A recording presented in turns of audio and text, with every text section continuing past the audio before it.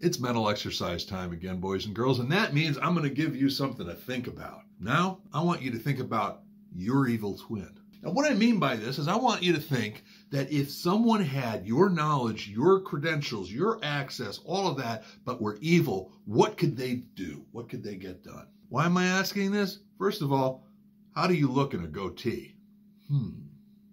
But more importantly, here's the thing. A lot of the bad guys out there are lurking. And what I mean by that is they've actually already succeeded in infiltrating companies, but they actually remain dormant and gather information, credentials, access to all sorts of stuff, waiting to strike. And the reason they do this is actually pretty simple. Because if you're sitting there and you're logging on and you're putting in credentials, and the bad guys are aware of all this, they accumulate all of that knowledge that you're sharing with them unknowingly, which makes them that much more effective if and when they choose to strike. So if somebody had access to everything that you had access to, what could they do?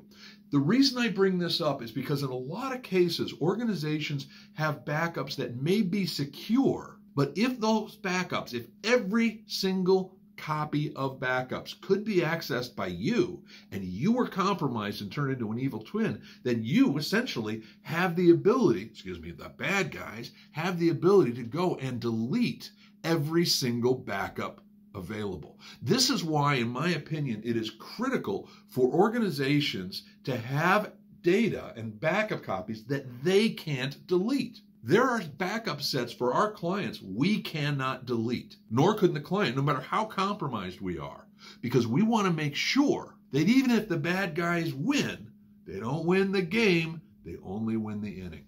That's right, I'm using a sports metaphor. What are you going to do about it? So if your evil twin came in and took over and had access to everything you had access to, how would you defend against it? Assuming that your good twin, you know what I'm talking about. By the way, in my case, the other person is the good twin. Comments below.